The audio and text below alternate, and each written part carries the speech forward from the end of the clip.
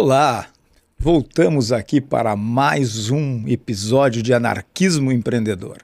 E como sempre, eu vou continuar usando de ferramentas que você não tem nem ideia. Então hoje eu vou falar sobre um cara que para mim foi um dos maiores anarquistas da história da humanidade. O nome dele é Moisés. Você conhece ele porque ele escreveu os livros, na verdade, escreveu todos os 5 livros do Pentateuco, tá? Então nós vamos conversar um pouquinho, mas antes de falarmos sobre isso, eu queria te mostrar algo aqui muito interessante, tá? Este círculo e estas argolas.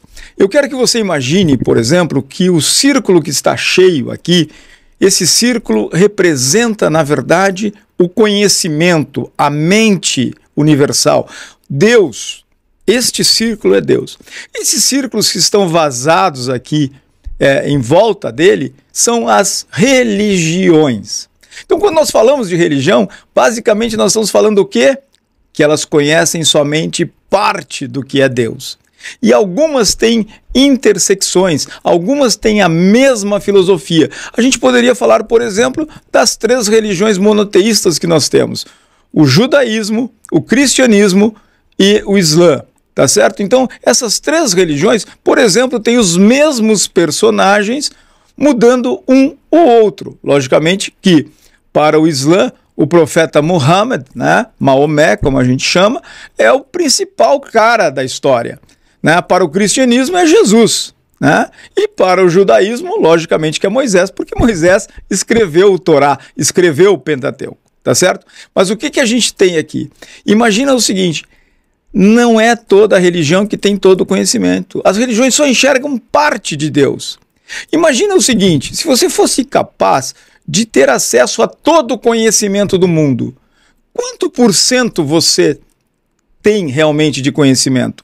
Eu diria que menos do que 0,5% de tudo que está no mundo nós temos conhecimento. Bom, por exemplo, se nós olharmos para as 3 principais religiões monoteístas, tá certo? O judaísmo, o cristianismo e o Islã, nós veremos que os personagens destas religiões são exatamente os mesmos. Os patriarcas são os mesmos, por exemplo. Até para o Islã, Jesus aparece lá. Pasmem. Jesus, segundo o Islã, será o homem que virá julgar os vivos e os mortos. O Islã vê Jesus como um profeta, mas também sabe que Jesus será que julgará os vivos e os mortos. Então notem o seguinte, essas interconexões aí, essas interseções, elas estão basicamente em todas as religiões, tá certo? Porque se a gente falar de budismo, tem muita referência ao cristianismo. Se a gente falar de confucionismo, por exemplo, a gente vai ver que também tem muita referência do budismo e assim por diante. Então, quando a gente fala de religião, a gente está falando basicamente de visões que alguns homens tiveram a respeito da grandeza de Deus. Mas esta visão não é completa, ela é extremamente parcial, tá certo? O filósofo canadense, o Jordan Peterson, por exemplo, né, ele escreveu um livro, né, chamado Mapa das Crenças, né, onde ele tem lá todo este mapeamento e ele fala exatamente isso. De todo o conhecimento do mundo, se nós analisarmos todo o conhecimento do mundo, nós olharemos o quê? Nós olharemos e conheceremos menos de 0,5%. Ou seja, 99,5% será totalmente desconhecido. O que o Jordan Peterson chama de caos. Ou seja, para o homem, fora da sua cosmovisão, tudo o que ele não sabe é o caos. E aí as pessoas elas ficam como? Elas, ao invés de prestarem atenção e olharem para aquilo que elas não sabem, elas alicerçam as suas vidas em cima daquilo que elas acham que sabem. E esse é o grande erro que nós cometemos. Quando nós olhamos e falamos de anarquismo empreendedor e falamos da jornada da alma, né? Lembrando que a alma, na verdade, é um anacrono, né? A gente está falando aí de 4 palavras, na verdade: amor, liberdade, manifestação e abundância. Então, quando nós olhamos para a alma, esta jornada da alma, nós temos que olhar primeiro para a jornada do desconhecido. tá? E o tema de hoje é um tema muito simples, a gente vai falar do valor dos erros. Se vocês olharem para todos os patriarcas de todas as grandes religiões, nenhum deles foi um homem perfeito. Nenhum deles chegou à estatura de Jesus. Abraão, por exemplo, era um covarde mentiroso. Moisés, que a gente vai falar aqui, era um assassino, né? Aí, Jacó, por exemplo, enganou o irmão. E assim vai. Então nós temos assim dezenas de histórias e tal. Jonas, por exemplo, era um desobediente, tá certo? Não obedecia aquilo que Deus determinava para ele. E assim vai. E tem tantas e tantas e tantas histórias. Começa com Adão, né? Adão e Eva, os primeiros a não respeitarem aquilo que Deus pediu para não fazerem. Fizeram, comeram o fruto proibido, né? Então a gente tem, na Bíblia, nós temos exemplos de tudo que a gente puder imaginar. Aliás, leiam a Bíblia com olhos mais críticos e vocês verão até questões sexuais muito sérias lá. Por exemplo, Jó e o seu relacionamento com as filhas. Incestuoso, né? Depois que a sua mulher morreu, lá quando eles estavam fugindo e tal. Então, a gente tem muita história lá dentro que tem que ser analisada de uma forma mais interessante. Mas vamos focar aqui nesse personagem chamado Moisés, tá? Moisés, primeiro que Moisés, segundo a Bíblia, segundo a tradição, né? O nome dele é Moshe, né? Então, Moisés, ele nasce hebreu, a mãe coloca ele num cestinho de vime lá, né? E despacha ele rio Nilo abaixo, até que ele é retirado das águas por uma princesa. Quem batiza e quem dá o nome a Moisés é a sua mãe adotiva, Moshe, né? O que significa Moshe? Nascido das águas, aquilo que a água trouxe, tá certo? Esse homem é tão importante para as três principais religiões monoteístas, porque ele escreveu o Pentateuco, né? Ele escreveu Gênesis, Êxodo, Levítico, Números e Deuteronômio, tá certo? Então, nessa ordenação, ele é o grande codificador. Se na aula anterior, se na conversa anterior nós falamos do alfabeto judaico, por que eu estou falando de Moisés agora? Porque Moisés codificou muitas coisas com a Bíblia, tá certo? E existe até um livro chamado O Código da Bíblia, tá? De um matemático israelense, que ele fala exatamente, ele tenta decodificar todo este processo, tá bom? Voltamos aqui e a gente tem que olhar assim a transição, né? O que acontece com Moisés, como acontece e o porquê acontece. Então, primeiro, Moisés significa nascido das águas. Já falamos isso. Mas todo homem é nascido das águas. Eu, você, toda a humanidade nasceu das águas. Por quê? Porque nós saímos do útero da nossa mãe, que basicamente estava cercado de água, do líquido amniótico, não é isso? Então, nós, todos seres humanos, somos nascidos das águas. Nota o seguinte, aí vem o grande ponto. Moisés, na verdade, somos todos nós. A sua jornada, a sua história, somos todos nós. E tem uma coisa muito interessante. Existe uma relação direta entre a história de Moisés e a história de Siddhartha Gautama, o Buda. Por quê? Ambos nasceram ou foram criados em um palácio. E como príncipes da sua época, eles saem em busca de libertação. Eles saem em busca de evolução. Eles tomam consciência das misérias humanas e avançam. Como exemplo desse trabalho de codificação que Moisés fez, eu quero falar agora para vocês a respeito dos 72 nomes de Deus. Onde é que estão contidos esses 72 nomes de Deus? Primeiro, eles têm origem no tetragramaton, tá? Que é o nome de Deus, efetivamente, aquele que é impronunciável, né? Yod, Rei, Vav, Rei, tá certo? E ele pega o quê?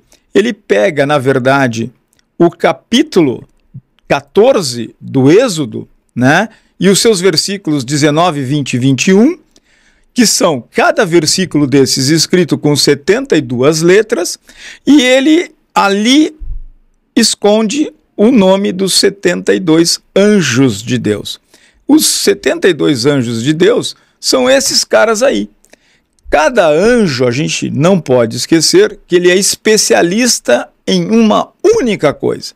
A diferença principal entre anjos e seres humanos é que um anjo só faz uma coisa. O ser humano pode fazer todas as coisas, ou várias coisas. Esse é o grande ponto e a grande diferença. Por exemplo, Gabriel, né? Gabriel é um cara muito importante na história angelical aí. Por que Gabriel é importante? Porque Gabriel é o mensageiro de Deus. E foi Gabriel, por exemplo, que anunciou a Maria a vinda de Jesus. E o interessante é que Gabriel também é o mesmo anjo que lá na caverna, na Arábia, né? Lá quando Muhammad estava lá na caverna, é o anjo que vem exatamente ditar para Muhammad o Corão. Tá certo? Então, olha só, como ele é o anjo da comunicação. Também Gabriel, lá quando Adão foi expulso, é Gabriel que transmite o conhecimento do livro de Mihad. Então, existem muitas e muitas coisas importantes para a gente olhar aí, e notem que, por toda a eternidade, Gabriel tem trabalhado como um grande comunicador, tá certo? Então, ele tem publicado aí nas redes sociais celestes, né, tudo o que acontece no mundo, e ele está presente dentro deste processo. Esses são os 72 nomes de Deus. Voltando, cada nome aqui está relacionado a uma única atividade. Por exemplo, tem nome para cura, tem nome para prosperidade, tem nome para viagens nos sonhos, tem nomes para cada atividade mística que você quiser. São muitos e muitos e muitos nomes, tá certo? Vamos voltar agora então para Moisés, né? Aquilo que eu já falei para vocês, Moisés então tem o seu nome derivado como retirado das águas ou nascido das águas, tá certo? Só que Moisés tem uma característica muito importante, tá certo? Ele sai desse útero, sai dessa natureza até escrava que ele tinha, né? E vai para o palácio. Quando a gente fala desta natureza escrava e ir para o palácio, ser criado como príncipe, na verdade, que referência isso tem a todos nós? Porque exatamente, se a gente olhar um pouquinho da psicologia, nós veremos que nos primeiros anos de vida, nós estamos fechados em nós mesmos. Nós somos reis, príncipes do nosso próprio reinado. Nós somos, e depois, quando a gente vai crescendo, até principalmente a idade adulta, a gente continua escravo de quem? Do nosso ego. Tá certo? Então esse é o maior erro que nós cometemos. Nós somos dominados pelo ego. E quando nós somos dominados pelo ego, quando nós vivemos neste principado egóico, nesse principado egoísta, o que acontece? Nós não olhamos para os outros. Nós não somos capazes de servir. Não somos capazes de entregar aquilo que a gente veio fazer aqui. E isso nos torna verdadeiramente escravos. Por isso que o livro que a gente vai falar hoje e a forma como a gente vai abordar esse assunto está baseado em Êxodo, porque aí tem uma grande questão a ser estudada e a ser analisada. E eu quero compartilhar isso com vocês, tá certo? Então o que a gente está fazendo aqui, né? Esse erro, se a gente não lutar contra o ego, se a gente não enfrentar o ego, nós nunca vamos seguir na jornada da alma. Nós nunca teremos amor, nós nunca teremos liberdade, nós não conseguiremos manifestar e não teremos abundância. E é interessante, lá na frente a gente vai ver, que Moisés conduz milhões de hebreus pelo deserto, mas ele mesmo não entra na terra prometida. Bom, voltando à questão aqui de príncipe do Egito, tá certo? Essa questão, ela é muito interessante, porque a gente precisa, a primeira coisa desta transformação, deste principado, é nós reconhecermos que nós realmente somos príncipes do Egito. Que nós nos achamos como pessoas membros da realeza. Porque para uma criança, nada mais importante do que ela mesma. E muitos homens adultos não crescem e continuam sendo bebês mimados. E como bebês mimados, eles não conseguem sair do seu palácio imaginário e se abrir para o mundo, abrir para as necessidades do mundo. Então, nesse processo, a gente vive uma ilusão. É o que os hindus chamam de estado de Maya. Nós estamos cercados e fechados dentro de nós mesmos e não conseguimos olhar para o mundo. Olhar para o mundo significa gerar empatia, gerar um olhar de compaixão. É nos colocarmos no lugar do outro, é sentirmos a dor do outro. Buda, ele sai do palácio e ele vê a morte, vê a pobreza, vê a doença, e ele ali diz, para aí, mas no meu palácio não existia nada disso. No meu palácio estava tudo perfeito, era tudo maravilhoso. Como é que agora eu estou vendo doença, eu estou vendo fome, eu estou vendo pobreza? A mesma coisa acontece com Moisés. Moisés estava lá no seu palácio, tranquilo, né, com seus cavalos, com seus carros de guerra, com o seu exército, com as suas roupas magníficas, e ele nunca olhou para os hebreus, escravos lá trabalhando como construtores de pirâmides, de templos e de tudo mais. Mas é muito importante este momento como príncipe do Egito, porque Moisés conhece uma coisa vital para depois colocar isso no Pentateuco. Ele conhece a filosofia de Akhenaton. Akhenaton foi o primeiro monoteísta do mundo. Ah, mas a religião egípcia é uma religião que tem vários deuses. Sim, mas não a religião de Akhenaton. Akhenaton era monoteísta. E como monoteísta, ele mandou fechar vários templos de outros deuses, porque ele acreditava no Deus único. E Moisés, ele tem contato com isso, mas ele tem contato também com elementos místicos do Egito. Ele tem contato com a supraconsciência. Lá na frente a gente vai ver que quando ele foge para o deserto, ele vai ter exatamente esse trabalho de voltar para si, voltar-se para si mesmo, olhar para dentro, e neste olhar para dentro ele encontra Deus na sarça ardente. Tá? Bom, esse príncipe, nos seus 40 anos, ele vê um soldado egípcio lá espancando um homem hebreu, um escravo hebreu. Nesse espancamento, nesse momento de espancamento, Moisés, para defender esse homem, ele justamente faz o quê? No calor do momento, ele mata o soldado egípcio. Ele se transforma num assassino. Mas qual é o significado de tudo isso? Primeiro, como príncipe do Egito, ele não precisava matar ninguém. Isso é uma coisa que a gente tem que estar claro para todo mundo. Era simplesmente ordenar que aquele soldado parasse de fazer o que estava fazendo. Porque ele era príncipe, ele tinha o poder, ele determinava as coisas.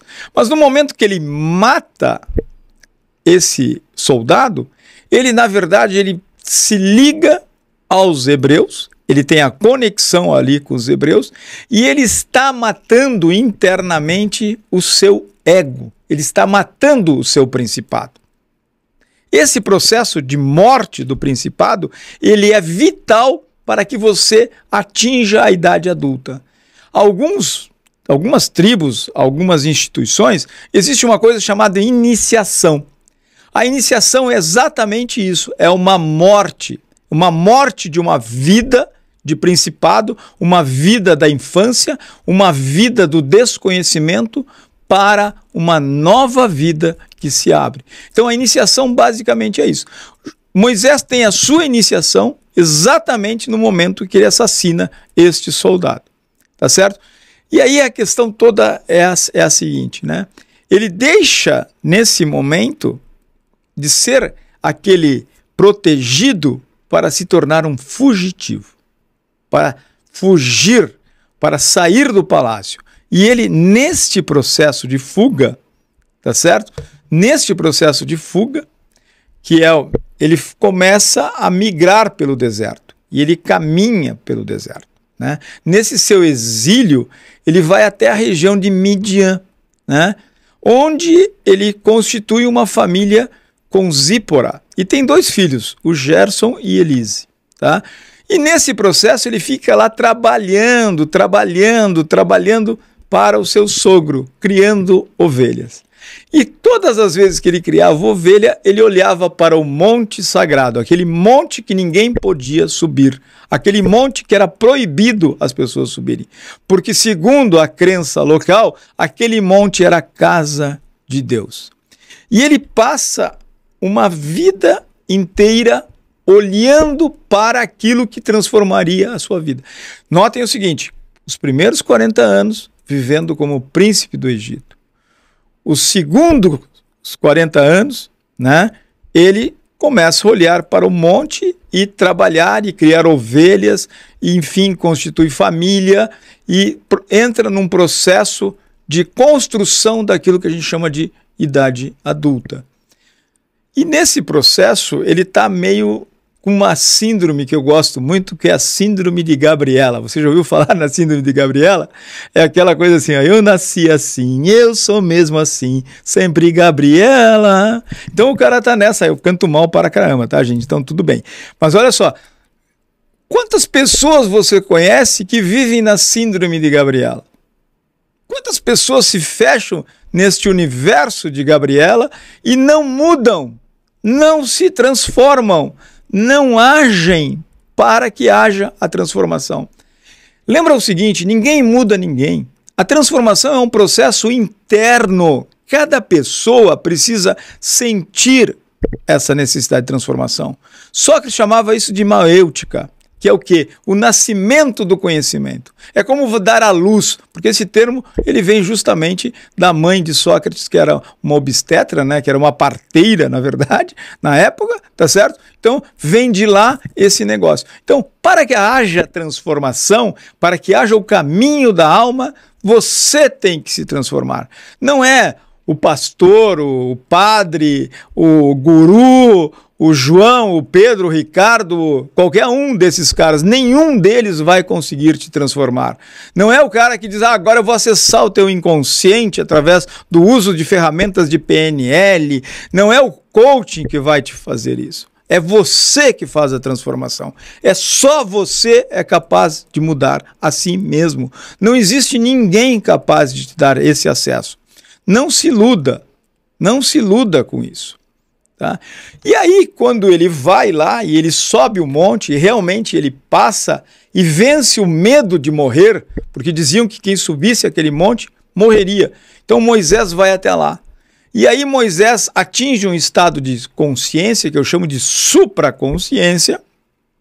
Não sei se ele tinha fumado não sei se ele tinha bebido, não sei se ele estava usando, sei lá, ayahuasca, eu não sei o que ele tinha feito, mas aí ele enxerga e vê uma sarça ardente, né, aquela árvore queimando e o fogo nunca consumia ela, né, e aí ele começa a conversar com a árvore e a árvore começa a responder para ele, né, e aí começa a dizer a ele o que ele tem que fazer a partir daquele momento, nos seus 80 anos de vida.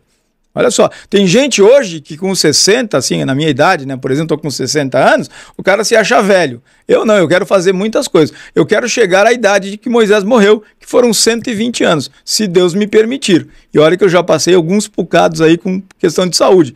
Mas vamos lá, quando ele vem para esse processo, ele aceita esse processo, e aí ele pega, né, e ele tenta discutir com Deus. Quando Deus dá ordem para ele, não, você vai lá e vai libertar o meu povo, cara. Você tem a função e a tarefa de responder. Não, mas eu sou gago. Vocês sabiam que Moisés era gago?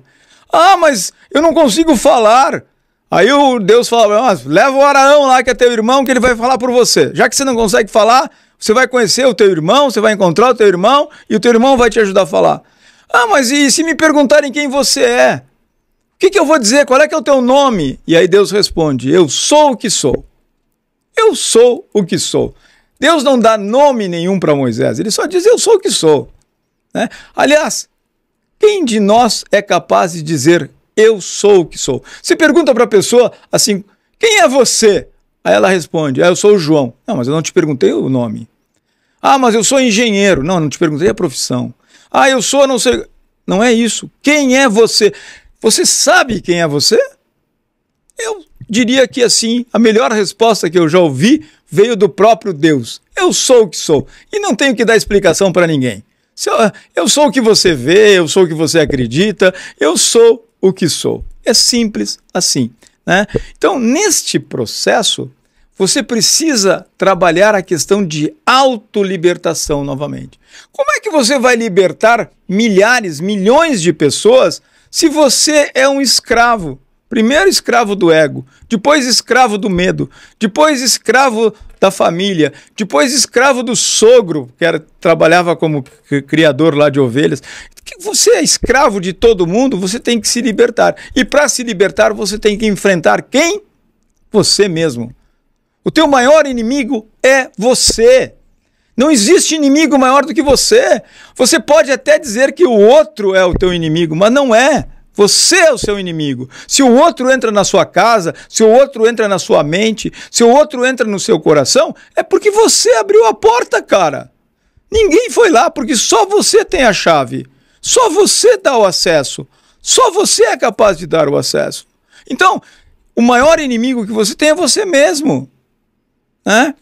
Eu até brinco. Eu tenho uma oração que o meu avô me ensinou, que é muito legal, eu vou compartilhar com vocês assim. Meu avô dizia assim, Deus me proteja dos meus amigos. Dos meus inimigos eu mesmo me protejo. Por que dos amigos? Porque os amigos são aquele cara que te pede dinheiro emprestado, aquele cara que pede a ferramenta e leva embora, aquele cara que está dentro da tua casa e está lá, às vezes, como uma cobrinha, olhando as coisas acontecerem. Então, volta a frase do meu avô, Deus me proteja dos meus amigos, porque esses eu não consigo enxergar se eles são verdadeiros ou não comigo, se eles têm algum interesse ou não para comigo. Agora, os meus inimigos eu já sei, esses querem o meu mal, então eu mesmo me defendo. Entende o processo como funciona? É uma coisa muito, muito, muito simples. Agora, libertar-se é o caminho. Só tem um caminho na jornada da alma, é a autolibertação. E aceitar que você não sabe nada. Seja bastante socrático. Só sei que nada sei. Tá certo? Então, haja verdadeiramente desta forma. Peter Drucker, que é o pai da administração, ele tem uma frase que eu adoro. Ele diz o seguinte, a minha ignorância me trouxe até aqui. Então, eu estou falando com vocês porque eu sou ignorante, porque eu tenho muito a aprender, porque eu tenho muito a reforçar o meu conhecimento. E eu não tenho problema nenhum em admitir que sou ignorante. Por exemplo, se você me perguntar qualquer coisa sobre matemática avançada, eu não saberei. Se você me perguntar sobre programação de sistemas, eu não sei. Então, se você me perguntar sobre engenharia aeroespacial, muito menos ainda. Eu sei algumas coisas que estão limitadas ao meu conhecimento, a meia dúzia de livros que eu li, a meia dúzia de ensinamentos que eu tive na escola.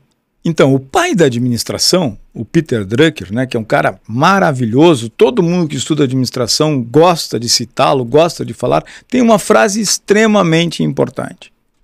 A minha ignorância me trouxe até aqui. Então, sejamos ignorantes. Aceitemos a nossa ignorância. Se o cara que é tido como um dos papas do negócio aceita a sua ignorância, por que nós não aceitamos? Qual é a vergonha de dizer que não sabemos? Não tem vergonha nenhuma, é simplesmente dizer que não sabemos e pronto. E vamos aprender juntos. Ah, mas para aí, o mundo me cobra o conhecimento que eu não tenho. Bom, deixa o mundo cobrar. Deixa o mundo cobrar. Deixa essa sociedade do cansaço, essa sociedade que te escraviza por esses pontos, lá. Aceita quem você é, seja humilde com você mesmo e bola para frente. Então, o processo de libertação, e assim que começa a jornada de Moisés. E aí tem as 10 pragas, tem a libertação, e aí quando ele se liberta, né, ele começa uma jornada que vai rumo ao quê? Rumo ao desconhecido. né? E lá nessa jornada que demorou 40 anos no deserto, vocês sabem dessa história, o povo reclamava de tudo. Reclamava que não tinha água, aí batia numa pedra, saía água. Reclamava que não tinha carne, aí Deus mandava as codornizes. Reclamava que o sol era muito intenso, Deus colocava nuvem para o povo viajar na sombra. Reclamava que não tinha pão, Deus mandava o maná. Reclamava... Gente, e o povo reclamava. Aí Moisés se ausentou, subiu lá ao Monte Sinai, né, para receber os 10 mandamentos, para conversar com Deus, porque, cara, o cara falava direto com o cara. Ele ia lá, sentava lá, eu acho que, não sei se ele era meio gaúcho, pegava um chimarrão, ficavam lá proseando, contando história, acho que chegaram a ficar 40 dias juntos lá, né? E aí ficavam conversando e batendo papo e tal, e aí uma hora Deus disse, para aí, vamos organizar essa bagunça aí. Milhões de gente aí fazendo o que quer, do jeito que quer, sem respeitar uns aos outros, né? E aí o que ele faz? Ele dá os mandamentos a Moisés. Esses mandamentos que a gente conhece aí, tá? Eles foram modificados. Eles foram simplificados por Moisés. Tá? No meu livro lá, Os Filhos da Luz, eu fiz uma pesquisa sobre os essênios e lá eu falo como eram escritos os mandamentos verdadeiros. Aqueles que estão nas tábuas que Moisés quebrou. Tá? Então tem lá uma pesquisa bastante importante sobre isso, mas quando Moisés volta lá do seu retiro espiritual, da sua conversa com Deus, depois de 40 dias, o que ele encontra? Ele encontra o povo bebendo, dançando, nu, feliz da vida, festejando a vida em volta de um bezerro de ouro, de Mamon, né? Que ele chamou assim, tá certo? Esse Mamon, na verdade, a gente pode chamar como dinheiro, né? Hoje em dia, na sociedade que nós vivemos, esse bezerro de ouro, ele se transformou numa nota de $100, numa nota de R$100, numa mala cheia de dinheiro. Então as pessoas fazem e adoram esse Deus das formas mais vorazes possíveis, tá? Quando Moisés chega lá, ele vê toda esta festa, o que ele faz? Ele quebra as tábuas com os mandamentos de Deus. E aí, por quê? Porque o homem estava adorando um falso Deus. Dizem aí, né, que Dostoiévski, Dostoiévski, desculpa aí, Vassolar, Dostoiévski, né, fala o seguinte, que Deus, na verdade, o homem não quer Deus, o homem quer um milagre, né, e ele tem um texto bastante interessante sobre isso. Aliás, recomendo aí, quem não conhece o Flávio Vassoler, que pesquise aí, que vocês vão ver que tem material bastante rico lá, falando de literatura russa, é um cara com um conhecimento maravilhoso, fantástico aí, que vale a pena ser visto. Mas voltando aqui ao tema, né? O que as pessoas querem? As pessoas querem dinheiro. E, consequentemente, por dinheiro, vendem a sua alma. Mulheres, por exemplo, que casam por interesse, vendem o seu amor. O empregado que vende o seu tempo, vende a sua liberdade. Consequentemente, quando há uma venda, há uma troca nesse processo da alma, não há manifestação e não há abundância. Você vira novamente escravo de alguém. Novamente você é explorado por alguém. E este é o processo importante dentro deste negócio. Olha só, vamos lá. Eu não estou falando de ideologia política. Eu não estou falando que dinheiro é uma coisa ruim. O que é ruim é a forma como você usa e se escraviza pelo dinheiro. Porque quando você é escravo de Mamon, quando você está nesta ação com Mamon, tudo, como eu já falei anteriormente, passa a ser preço. Nada tem valor. E nós temos que olhar para as pessoas como valor.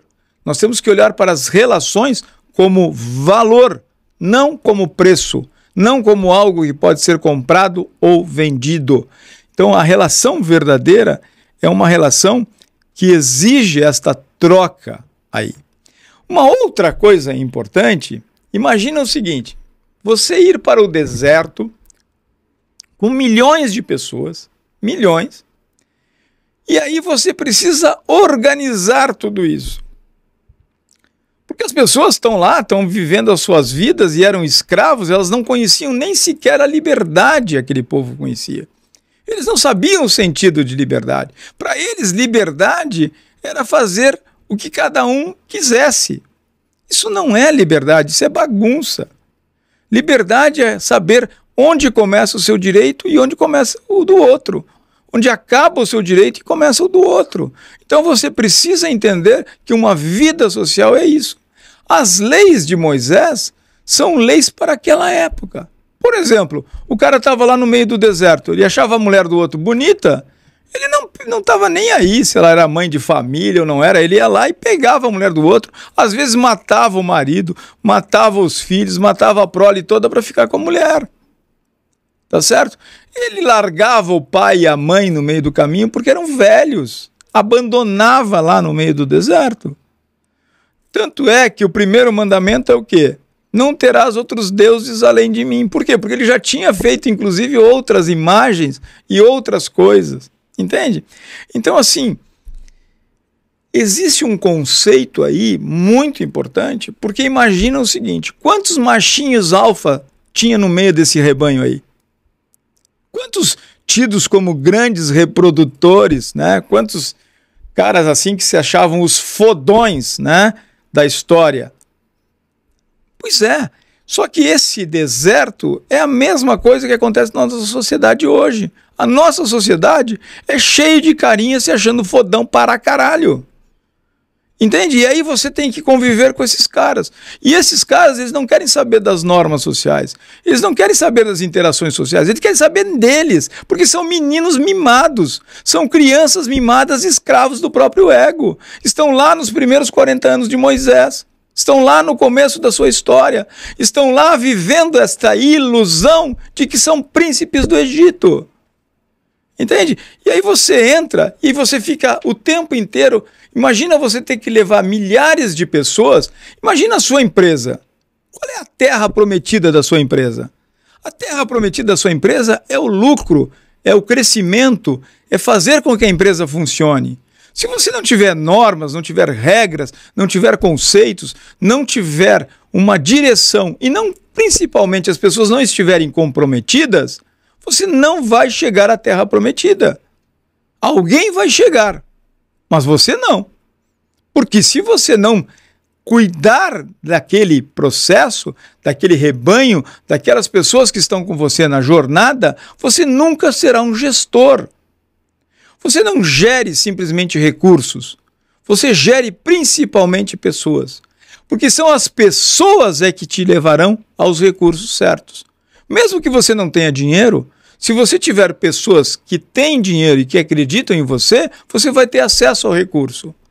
Se você tiver pessoas que acreditam naquilo que você fala, você não terá simplesmente funcionários, você terá seguidores. Esses seguidores, essas pessoas que vão atrás de vocês, que movem o mundo por você, essas pessoas vão transformar o mundo. Então, esse é o processo de gestão moderna. Tá certo? Eu tenho aqui, depois lá na frente eu vou mostrar para vocês, que é o conceito de liderança efetivamente aplicado dentro das empresas. Não mais de chefia, não mais de hierarquia, mas um conceito baseado em Scrum, inclusive, tá? Que é o conceito de liderança. Então a viagem à Terra Prometida é uma viagem que depende muito do gestor. E aí o que acontece com Moisés quando ele chega às margens da Terra Prometida? Ele não entra. Ele não entra. Por que ele não entra se ele era o grande homem de Deus? Se foi ele que escreveu os 5 primeiros livros da Bíblia, se foi ele que livrou o povo junto com Deus, né, Deus agindo através dele, libertou o povo do Egito. Por que ele não entra na Terra Prometida? Porque ele ainda tinha um traço de príncipe do Egito dentro dele. Por quê? Tudo que acontecia lá nesta jornada, tudo era com a determinação e a decisão de Moisés. Tanto que Moisés teve que fazer o quê? Para organizar o negócio? Dividir as 12 tribos. Depois pegar os sacerdotes e montar um conselho. Porque Simplesmente o cara queria ir no banheiro, ele perguntava para o Moisés se ele podia ir no banheiro. Ele queria vender uma ovelha, ele perguntava para o Moisés se ele queria vender uma ovelha. E o povo viu nesta liderança uma dependência. Então eles trocaram basicamente o faraó com seus chicotes por alguém que não tinha chicotes, mas que era um gestor que liderava com a força. Então, nota isso. E por que ele não entra lá na Terra Prometida? É a mesma coisa. Imagina o seguinte, ó, quando você vende a sua empresa para um fundo, um venture capital desses aí, quando é que você vai ver o dinheiro na sua conta efetivamente? No momento da venda? Não. No momento do que eu chamo da morte do sonho, que é quando você sai da empresa. É no exit, tá certo? No momento que você sai da empresa, aí você recebe o seu dinheiro. De novo, a empresa é construída e vai até os limites da Terra Prometida. Mas você mesmo, que é o criador, que é o idealista, que é o cara que fez o negócio, recebe o dinheiro, mas não entra na Terra Prometida porque não continua com ela. Então, você só ganha dinheiro quando você vende e sai da empresa. Aí você não tem mais participação nela. E aí você tem que tomar muito cuidado, porque na verdade você está trocando um senhor pelo outro.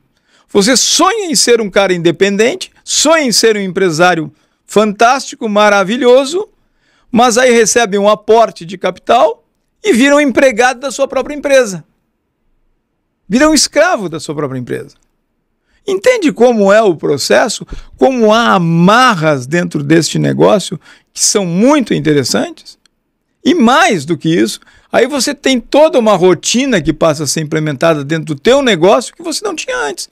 É reunião de conselho, é auditoria, é conselho fiscal, é conselho financeiro. Gente, é uma loucura total. Você que achava que você poderia ser um homem livre, acaba colocando uma enorme bola de ferro, uma enorme algema de ouro nos seus pulsos. É assim que funciona. E mais, eu vou te dizer, tem gente que é muito doida, porque tem gente que investe em franquia. E aí você paga para ser escravo do cara. Eu já falei isso. Você paga para ser escravo do cara. Porque o marketing quem decide é o cara. As normas da empresa quem decide é ele. Os fornecedores e os produtos que serão lançados é o franqueador. E você tem que colocar o ponto, pagar o aluguel, pagar o funcionário, pagar não sei o quê. Para quê? Para trabalhar e pagar para trabalhar. Você paga para trabalhar. Olha só, eu acho a franquia um negócio extremamente interessante. Mas a gente tem que ser cético com relação a isso. A gente tem que olhar para isso com outros olhos. Fazer um processo de franquia e ser um franqueado tem que valer muito a pena financeiramente. Porque tem gente que eu conheço que não conseguiu nem o sucesso financeiro. Porque no contrato não garante o lucro que tem que garantir. Mas garante sim a verba de marketing, garante sim a verba de desenvolvimento, garante sim uma série de outras coisas. Então eu estou falando desse assunto porque a gente está falando de anarquismo empreendedor. E anarquismo empreendedor eu já falei, tem que ter amor, tem que ter liberdade, tem que ter manifestação e principalmente abundância.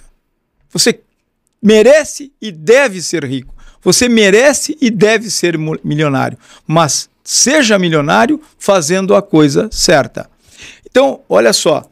A gente chega aqui, neste momento, com uma meta muito clara. A nossa meta é chegar à alma, a nossa meta é chegar à terra prometida. Então essa terra prometida, tá, exige muito de nós, exige muita dedicação, muito trabalho, exige muita experiência. Não existe nessa jornada alguém que chega à terra prometida sem que tenha tido o pacto consigo mesmo, sem que neste pacto entregue tudo para este projeto. Então você precisa entregar tudo. Se você quer ser algo, quer ser alguém, vamos voltar àquilo que Moisés escreveu na primeira linha lá da criação do mundo. Seja luz. Não é faça-se a luz. Seja luz. Seja a luz que guia as pessoas. Seja a luz que está aberta para as pessoas. Seja um ser iluminante. Seja um ser que leva a luz e leva conhecimento para as pessoas. Só assim você vai crescer, vai se desenvolver e vai chegar à sua plenitude. Então é nisso que eu acredito e convido vocês aí a deixarem aqui no final o seu like, curtirem, comentarem, participem. Inscrevam-se nesse canal. Se vocês estiverem gostando do conteúdo, por favor, a sua opinião, aquilo que você escrever lá será um incentivo, será muito bem-vindo, inclusive as críticas, tá? Porque, como eu falei, eu sou um ignorante. Então, como ignorante, eu agradeço a vocês e agradeço por compartilhar com vocês o pouco do que eu sei. Gratidão.